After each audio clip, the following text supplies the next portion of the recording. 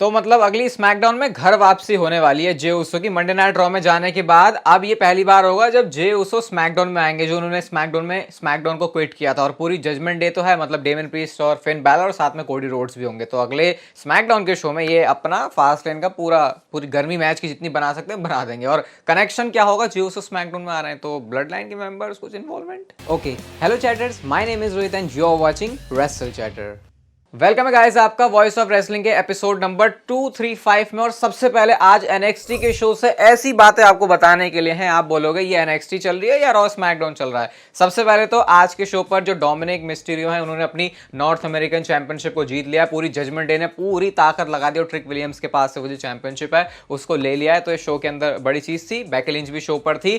लेकिन अगले एनएक्सटी के शो के लिए जो चीजें ऑफिशियल हुई है ना, आपको ऐसा नहीं लगेगा मैं जैसे बता रहा हूं ये एनएक्सटी है, मेन रोस्टर लगेगा। John Cena and Paul Heyman होने वाले हैं एनएक्सटी में नेक्स्ट वीक, दोनों सेम शो पर। अब ऐसा कैसे होगा, क्योंकि कार्मेलो हेस और ब्रॉन ब्रेकर का मैच है। तो कार्मेलो हेस ने ये कहा कि मैंने अपने जॉन सीना दोस्त से बात करी है तो मैं उसमें आ जाऊंगा मैच में कॉर्नर में। और ब्रॉन ब्रेकर के बारे में ये पता चला कि पॉल हेमन एनएक्सटी के बिल्कुल एंड होने पर ये बोलते हैं कि रोमन रेंस ने है ना ऐसे कुछ तिगड़म बैठाई है और मैं ब्रॉन ब्रेकर के कॉर्नर पे होऊंगा। पहले तो मुझे लगा कि रोमन रेंस खुद तो नहीं आ रहे। और ये इंटरेस्टिंग चीज नोट करना भाई, ब्रॉन ब्रेकर ये कह रहे हैं कि मेरा स्पीयर सबसे बेटर है। वो इवन उन्होंने अपनी आज भी जो वो टी शर्ट पहन के आया था उसमें यही लिखा था। और वो अपने इंटरव्यूज के अंदर बोलते हैं तो डिबेट ही नहीं है भाई, सबसे बढ़िया मेरा स्पीयर है। रोमन रेंस के बारे में वो बातें बोल चुके हैं। तो अब ये कैसा कनेक्शन है, कुछ तो भाई बहुत तगड़ा कुक करने वाले हैं नेक्स्ट वीक एनएक्सटी में। और अगर इतना ही नहीं आपके लिए लग रहा तो गाइस शो पर कोडी रोड्स भी होने वाले हैं। और कोडी रोड्स ऐसे ही नहीं होंगे, कोई मेजर अनाउंसमेंट के साथ होंगे। तो वो भी एक इंटरेस्टिंग चीज रहेगी देखने के लिए।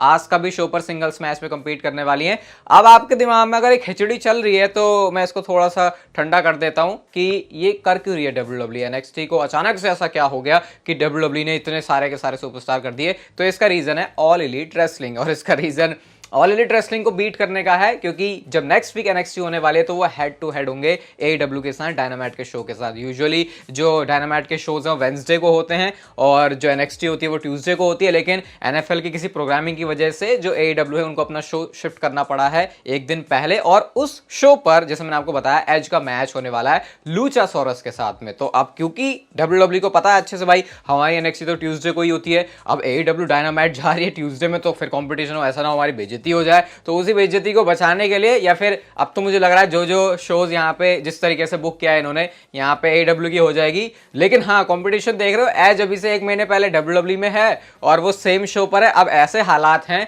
कि एडम कोपलैंड वहां पर चले गए हैं और अब वो एक दूसरे के अगेंस्ट ही हो गए हैं। तो ये जो वॉर वाली चीज है वो नेक्स्ट ट्यूसडे होने वाली है। बड़ा मजा आएगा शो को देखने में भी, और फिर रेटिंग्स कैसे निकल के आती हैं, क्योंकि अब इज्जत पे बात है दोनों कंपनीज के। और अगर आपको ऐसे लगता है ना कि डब्ल्यूडब्ल्यू को फर्क नहीं पड़ता कि एडब्ल्यू क्या कर रही है, तो आई थिंक एक प्राइम एग्जांपल है कि डब्ल्यूडब्ल्यू को फर्क पड़ता है और बिजनेस ऐसे ही चलता है। यहाँ पे ईगो या फिर एटीट्यूड के साथ बात नहीं हो सकती। अरे भाई हम तो 50 साल पुरानी कंपनी है, ये क्या कल की छोकरी आई कंपनी हमारे सामने कर रही है, ऐसा नहीं होता।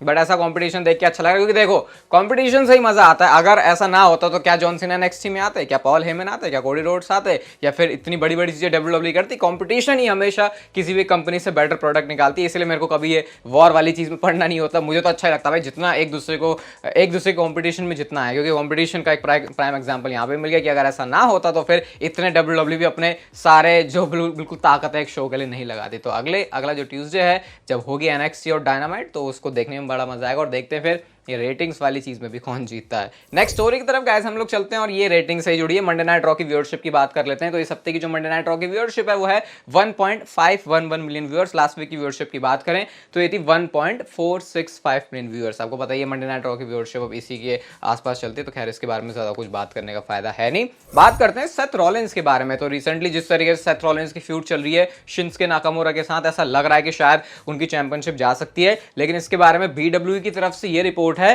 कि फिलहाल तो डब्ल्यूडब्ल्यू ये प्लान कर रही है कि सेथ रॉलिंस अपनी वर्ल्ड हेवीवेट चैंपियनशिप को रेसलमेनिया तक लेकर जाएं। अगर प्लान्स में डब्ल्यूडब्ल्यू किसी तरीके के चेंज नहीं करती है तो फिर हो सकता है सेथ रॉलिंस टाइटल हार जाएं। लेकिन प्लान में अगर कोई चेंज नहीं हो रहा तो फिर जो सेथ रॉलिंस हैं वो जा रहे हैं सीधा रेसलमेनिया में। प्लान चेंज हुए तो फिर शायद सेथ रॉलिंस के टाइटल के बीच में कोई अड़ंगा आ सकता है। नाकामुरा के बारे में मैंने आपको बताया था, अभी जापान में उनकी कोई टीवी डील हुई है। फिर उसके बाद नाकामुरा को जिस तरीके से दिखा रहे हैं दोबारा से मैच देने, तो चांसेस हैं। तो फास्ट फास्टलेन में आई थिंक एक काइंड ऑफ अनप्रिडिक्टेबल मैच तो जरूर है। नो मर्सी में टिफनी और बेकी लिंच का मैच हुआ था, उसमें मैंने बेकी लिंच का क्या हाल हुआ उनके हाथ का वो तो आपको अपनी कल वीडियो में बता दिया था, लेकिन भाई टिफनी को भी देखो मुंह तो उनका ऐसा सूजा हुआ है जैसे पता नहीं लड़के आए हुए, पता नहीं लड़के ही आई हुई लग रहा है क्लियरली यहाँ से। बहुत बुरी हालत हुई थी उनकी। मैच भी सच में उतना ब्रूटल था, एक खून वून भी उनका निकला था। यहाँ पे आई थिंक उनको ये भी करवाने पड़े, अपने टाँके लगाने पड़े हैं वो, ताकि उनका जो निशान है वो वैसे पड़ ना जाए। तो ये देखो इतनी मेहनत चल रही है इनकी। और आज मैंने एनएक्सटी का पूरा शो बैठ के देखा है, तो विमेंस डिवीजन भाई नेक्स्ट लेवल है एनएक्सटी का। मतलब क्या रॉ और स्मैकडाउन में तो भाई हलवा चल रहा है। एक बार एनएक्सटी का शो जाके देख लोगे तो समझ में आएगा। धीरे धीरे हो सकता है मैं वो शोज को कवर करना भी शुरू कर दूँ। नेक्स्ट वीक से देखते हैं फिर क्या सीन बनता है। मनी इन द बैंक का ब्रीफ केस है इस समय डेमन प्रीस्ट के पास। तो क्या प्लान है इस समय डब्ल्यूडब्ल्यूई का? क्या वो कैश इन करने को लेकर सोच रहे हैं? कब डब्ल्यूडब्ल्यूई क्या इसको लेकर प्लान चला रही है? तो भाई फिलहाल तो ऐसा कुछ भी नहीं है, सारा मामला ठंडे बस्ते में है। कुछ भी डब्ल्यूडब्ल्यूई डेमन प्रीस्ट के कैश इन के बारे में प्लान नहीं कर रही है।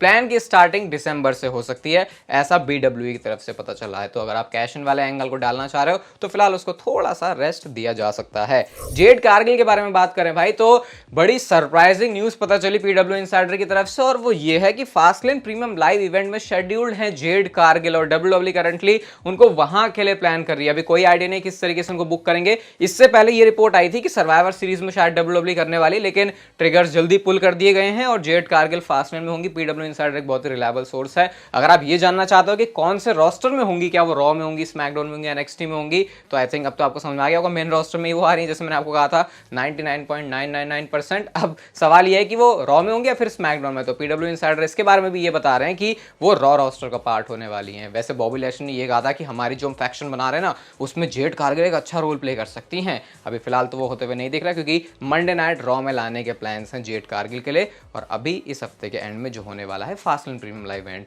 कल मंडे नाइट रॉ में मैंने आपको बताया था कि वो जो सीएम पंक का रेफरेंस है आरओएच वाला, पपेट वाला, मैनिपुलेटर वाला, वो सारी चीज हुई थी। और गाइस इसके पीछे मतलब अगर डिकोड करने की कोशिश करें तो रिंग साइड न्यूज का ये कहना है कि ये आइडिया सेथ रॉलिंस के अलावा और किसी का हो नहीं सकता, जो चीज हमने मंडे नाइट रॉ में देखी। क्योंकि जितने ज्यादा सेथ रॉलिंस फेमिलियर हैं आरओएच के रन से सीएम पंक के, एक एक बिल्कुल डिटेल उतना कोई भी नहीं है। और इसका रीजन ये क्योंकि वहां पर उस समय वो खुद भी कंपीट करते थे, आरओएच के सुपरस्टार रहे हैं पास्ट में सेथ रॉलिंस। तो ये सेथ रॉलिंस का पहले बेस्ट इन द वर्ल्ड अपने आप को बोलना, उसके बाद ये कहना यार पॉजिटिव सारे साइन है यहाँ पे। और अभी देखते हैं धीरे धीरे और क्या कहानी बनती है, क्योंकि सीएम पंक का डब्ल्यूडब्ल्यूई में डेफिनेटली आना एक बहुत ही तोड़ फाड़ धमाल मचाने वाली चीज होगी। हमने मंडे नाइट रॉ में देखा था कि जो मामी है वो गुस्सा हो गई थी डोमिनिक मिस्टीरियो से। हालांकि आज चैंपियनशिप जीत गई तो गुस्सा शांत हो गया होगा, लेकिन अपने फैंस को चिढ़ाने के लिए डोमिनिक मिस्टीरियो ने कहा कि अगर तुम्हें ऐसा लग रहा है कि मामी मेरे से गुस्सा है तो देखो यहाँ पे किस करने वाली वीडियो उन्होंने डाली है। अब ये किस भी कर रहे हैं, मैंने नेक्स्ट में आज भी देखा था, अब ये गालों पे किस चल रहा था। तो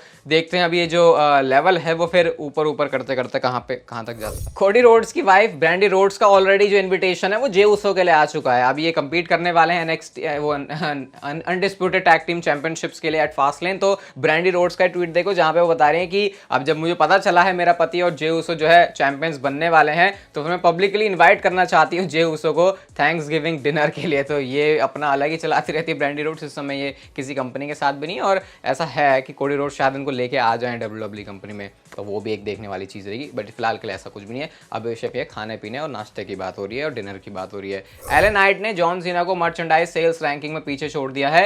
71 आइटम्स हैं एले नाइट के जो कि टॉप 10 में फीचर हुए हैं, और जॉन सीना को पीछे छोड़ा है। तो भाई फिर तो मतलब ये तो हो ही रहा है। हमने एक वैसे पूरा इसका एपिसोड बनाया भी है कि एले नाइट की हाइप क्या है, क्या सच में वो है भी, और रोमन रेंज से कंपैरिजन आखिर ऐसा कैसे हो रहा है। तो असली अखाड़ा ऑन स्पॉटिफाई नहीं सुना तो लिंक डिस्क्रिप्शन में हमेशा रहता है, सारे एपिसोड्स आप लोग जाके देख सकते हो। थोड़ा डीप में आपको और चीज़ों के बारे में पता चल जाएगा। और एले नाइट अभी भी जो है रूल कर रहे हैं सारी चीज़ों में। तो आपको पता है ब्रायन पिलमैन पहले डब्ल्यूडब्ल्यूई में एक सुपरस्टार रहा करते थे। आई थिंक 2000 से पहले उनकी डेथ हो गई तो कुछ हार्ट में उनके कुछ प्रॉब्लम थी। अब ब्रायन पिलमैन जूनियर ने एडब्ल्यू में काम किया है, लेकिन अभी इनके बारे में ऑफिशियली ये पता लग चुका है कि ये डब्ल्यूडब्ल्यूई कंपनी का पार्ट है। मतलब कि डब्ल्यूडब्ल्यूई ने एडब्ल्यू कॉन्ट्रैक्ट एंड होने का अगर किसी के लिए वेट किया है ना, तो मतलब डब्ल्यूडब्ल्यूई इसको देखती है किसी सही नजर से। तो शायद आने वाले कुछ महीनों में आपको ब्रायन पिलमैन जूनियर डब्ल्यूडब्ल्यूई के मेन रोस्टर में या फिर एनएक्सटी में कुछ कमाल करते हुए दिख जाएंगे। फिलहाल तो वैसे एनएक्सटी में जाने वाले हैं, ये उनके बारे में प्लान है। अभी आपको एज के बारे में पता है, एडम कोपलैंड के बारे में पता है। फैंस की तरफ से उनको थोड़ा सा नेगेटिव रिएक्शन भी मिला कि भाई तुम डब्ल्यूडब्ल्यूई के बंदे थे, तुम चले गए हो। अब इसके बारे में एज ने ये बोला, भाई देखो सिंपल सी बात है, मेरे को डब्ल्यूडब्ल्यूई से अलावा बाहर अपॉर्चुनिटीज दिख रही थी और मैं इसको इतना इस तरीके, क्योंकि भाई बिजनेस के तरीके से तो डब्ल्यूडब्ल्यूई और एडब्ल्यू लेगी, ऐसा खुद एज डायरेक्टली तो नहीं, इनडायरेक्टली मैसेज देना चाह रहे हैं। वो सिर्फ ये कह रहे थे भाई मुझे जहां अच्छा लगेगा और मुझे अगर तुम पसंद करते हो और तुम मुझे रिंग में देखना चाहते हो तो फर्क नहीं पड़ता कि वो WWE कंपनी है या फिर वो AEW कंपनी है। ऐसा एज का इसके बारे में कहना है। और थोड़ा सा WWE फैंस को भी राहत की सांस में दे देता हूं, और वो ये है कि WWE को उन्होंने अच्छे टर्म्स पे छोड़ा हुआ है। मतलब इतना तो WWE खुद ट्रिगर नहीं, उनके ऑफिशियल लोग जितना फैंस हो गए, क्योंकि अच्छे टर्म्स पे ही एज ने WWE कंपनी को छोड़ा है और उनके रिटर्न के दरवाजे खुले हैं WWE में। ऐसा नहीं है कि वो रिश्ते नाते बिगाड़ के गए हैं, एक रिश्ते नाते बिगाड़ के जाना होता है जो कि CM Punk AEW के साथ करके गए, इसका मतलब वो तो कभी वहां नहीं आएंगे। लेकिन हाँ, एज की आने की पूरी पॉसिबिलिटी है WWE में दोबारा से वापस। मैंने आपको बताया भी था ना कि कर्ट एंगल ने ये बोला था कि मुझे तो नहीं लगता भाई, एज बिल्कुल लॉयल बंदा है, वो कभी नहीं जाएगा WWE कंपनी को छोड़ के। अब उनका ट्वीट देखो, डाल दिया भाई बिल्कुल बेशर्मों की तरह, ग्लैड टू सी एज की वो रीयूनाइट हो गया है उसके भाई क्रिश्चियन के साथ में। मुझे तो ऐसा लग रहा है भाई कि ये आई थिंक कर्ट एंगल ने ट्वीट इसीलिए डाला था कि लोगों को ये लगे कि एज तो आ ही नहीं सकता, और उसके बाद जो सरप्राइजिंग एलिमेंट है उसको और बढ़ा देंगे। क्योंकि जब हमको ये समझ में आ गया था कि कर्ट की एज जो है जा सकते, तो कर्ट एंगल को तो फिर अच्छे समझ में आ जाना चाहिए था। तो ये ट्रिक्स लग रही है भाई, फंस जाते हैं इन चीज़ों में। अगली स्टोरी बहुत बड़ी है और ये रैंडी ओटन के बारे में है। अब हम उनका वेट कर रहे हैं, ऐसा लग रहा है भाई आज कल परसों अगले शो, इसमें कभी भी रैंडी ओटन आ सकते हैं, ऐसा हमारे दिल की ख्वाहिश है। अभी ऐसा समझ में ज़्यादा कुछ नहीं आ रहा है, रिपोर्ट्स का ऐसा कुछ कहना नहीं है। लेकिन ज़ेरो न्यूज़ इसके बारे में ये बताता है कि WWE ने ऑलरेडी अब जो प्लान है वो करना शुरू कर दिया रैंडी ओटन के लिए क्रिएटिवली, कि वो जब वापस आ रहे हैं तो वो क्या करने वाले हैं। मतलब उसकी शुरुआत हो चुकी है। अभी तक इससे पहले ऐसा कुछ नहीं था, सिर्फ यही चल रहा था कि रिकवरी चल रही है, रिहैब हो रहा है। अब एक्चुअल में WWE ने इस चीज के बारे में सोचना शुरू कर दिया है। लेकिन हाँ, डेट अभी भी कोई डिस्कस नहीं हुई है कि रैंडी ओटन कब आएंगे। बट ये काफी पॉजिटिव साइन है कि चलो चीजें हो रही हैं उस डायरेक्शन में जहां पे हम इसको होते हुए देखना चाहते हैं। अभी मेरे को आने वाले 10 दिन के अंदर ना आपका टाइम भी चाहिए, क्योंकि कुछ ऐसा करने वाले, मैंने इवन कल अपनी यूट्यूब के कमेंट में इसको लिखा भी था। तो उसके लिए आप थोड़ा बने रहना, क्योंकि उसमें सांस की ज़रूरत है। और वो कुछ बवंडर वर्ड यूज़ किया था मैंने उसमें, फिर बाद में याद आया बवंडर वर्ड तो किसी और के लिए यूज़ होता है। बट हाँ, समझ जाओ बस, आप करने वाले अब कुछ। अगली स्टोरी की तरफ हम लोग चलते हैं। और कुछ दिन पहले मैंने आपको बताया था कि एजे स्टाइल्स को एक लोकल शो के लिए एडवर्टाइज कर रहे हैं। पहले तो प्लान था रोमन रेंस और एजे स्टाइल्स के मैच का, क्योंकि क्राउन जूल वाला जब डे है तब लोकल शो के लिए एजे स्टाइल्स हैं। लेकिन इसके बारे में अभी जो लेटेस्ट अपडेट है वो यही कह रही है कि एजे स्टाइल्स कोई एक्चुअल इंजरी से सफर नहीं कर रहे, बल्कि वो अपनी इंजरी को सेल कर रहे हैं। और जब वो वापस आएंगे तो सीधा क्राउन जूल में रोमन रेंस के साथ जो WWE ने ओरिजिनल का प्लान सोचा है वही चीज के साथ WWE आगे जाएगी। तो इसका मतलब कि वो जो लोकल शो है उसमें डेफिनेटली चेंजेस होने वाले हैं। क्योंकि मुझे लगा अगर मैंने आपको वो चीज बताई है तो अब नेक्स्ट जो उसके बारे में आ रहा है लेटेस्ट वो आपके साथ शेयर करूं। तो फिलहाल तो सऊदी अरेबिया में रोमन रेंस के साथ एजे स्टाइल्स का मैच होने वाला है, यही प्लान है। वो चीज पता नहीं क्या है, फिर मैं उसका एक्सप्लेनेशन नहीं दे सकता क्योंकि भाई वो अब WWE के ऊपर है, वो क्या बता रहे हैं फिर क्या नहीं। लेकिन हाँ, एजे स्टाइल्स और रोमन रेंस का मैच क्राउन जूल के लिए स्टिल WWE प्लान करके चल रही है। ये वीडियो गाइस अगर आपको अच्छी लगी तो इसे आप लोग लाइक जरूर कर देना, शेयर भी कर सकते हो, सब्सक्राइब भी कर सकते हो, अपने फ्रेंड्स के साथ शेयर भी कर सकते हो। And I will see you guys in my next video.